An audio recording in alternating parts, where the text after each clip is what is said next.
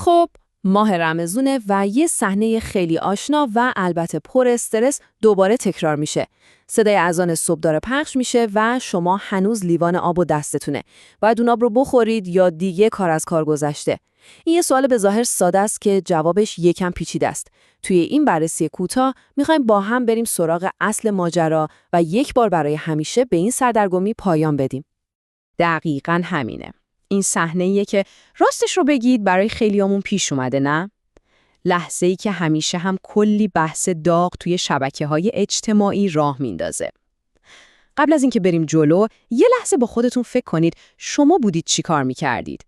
حالا بیایید ببینیم منابع اسلامی واقعاً چه جوابی برای ما دارن. برای اینکه این قضیه رو کاملاً روشن کنیم، قراره قدم به قدم با هم پیش بریم. اول از همه میریم سراغ حدیثی که معمولاً کل این ماجرا ازش شروع میشه. بعد یه نگاهی به راهنمای واضح قرآن میندازیم. بعدش با 2 نوع سپیده دم و 2 نوع اذان آشنا میشیم که در واقع کلید حل این معما هستن. آخر سر هم نظر علمای بزرگ رو میبینیم و میرسیم به اینکه امروز باید چی کار کنیم. خیلی خوب. بزن بریم سراغ اولین قدم. ریشه این همه سردرگمی کجاست؟ معمولاً همه چیز از یه حدیث خاص شروع میشه که در نگاه اول خیلی واضح به نظر میاد، اما در واقع همین حدیث منشأ خیلی از سوء تفاهم هاست. خب، این حدیث رو که میخونیم در نگاه اول همه چیز روشنه، درسته؟ انگار بهمون میگه مشکلی نیست، حتی اگه اذان شروع شد میتونی اون لقمه آخر یا اون جرعه آخر آق رو بخوری. ولی داستان به این سادگی هم نیست، چون این برداشت ظاهری یه جورایی با دستور صریح قرآن جور در نمیاد. پس بیایید بریم سراغ مرجع اصلی، یعنی خود قرآن.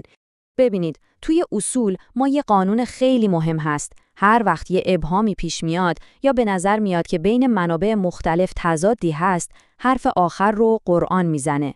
قرآن راهنمای اصلی ماست و قانون روزه رو خیلی دقیق مشخص کرده. این آیه دیگه جای هیچ شک و شبهه‌ای نمیذاره.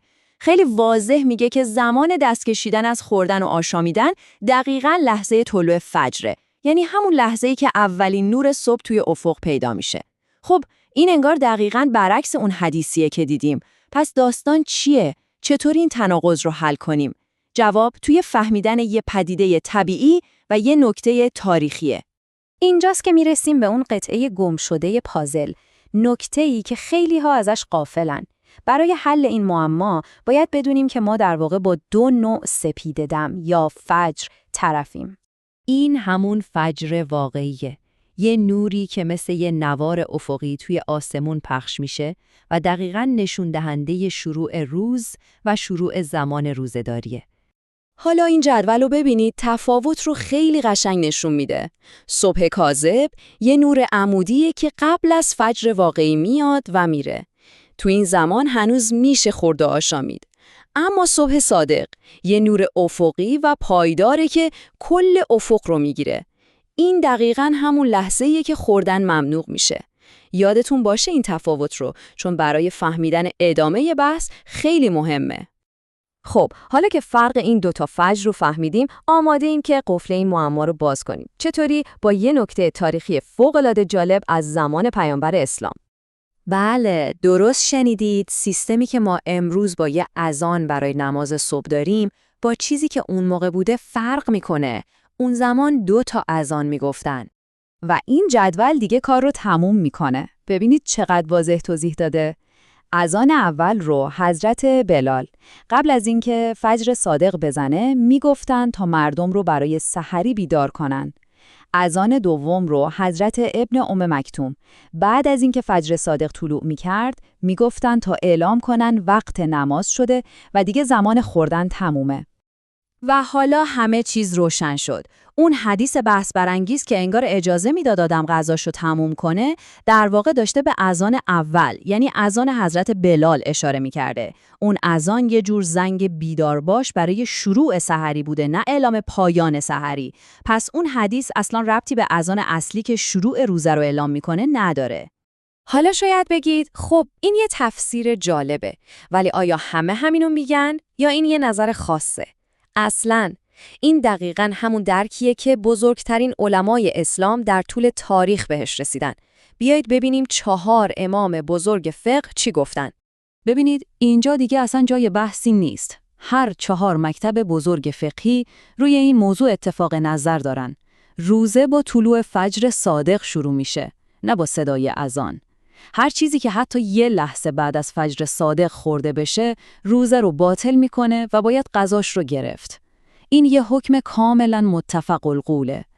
و این اتفاق نظر فقط مال گذشته نیست تا همین امروز هم ادامه داره. علمای بزرگ معاصر هم دقیقاً روی همین اصل تاکید دارن و به ما میگن که از ابزارهای دقیقی که امروز داریم، یعنی جدولهای زمانی، استفاده کنیم.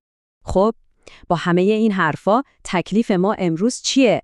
توی دنیای مدرن که ساعت و تقویم دقیق داریم باید چیکار کنیم؟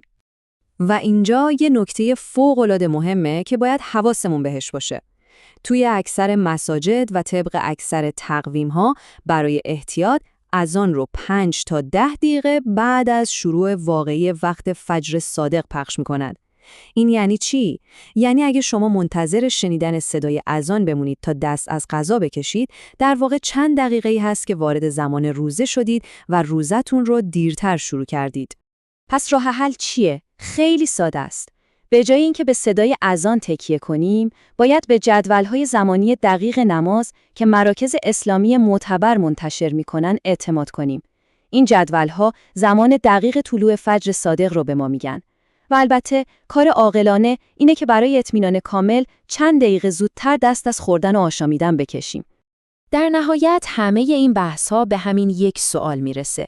با وجود این همه دلیل و مدرک روشن، آیا واقعاً یه جرعه آب یا یه لقمه بیشتر ارزشش رو داره که یکی از مهمترین عبادت‌های سالمون رو به خطر بندازیم؟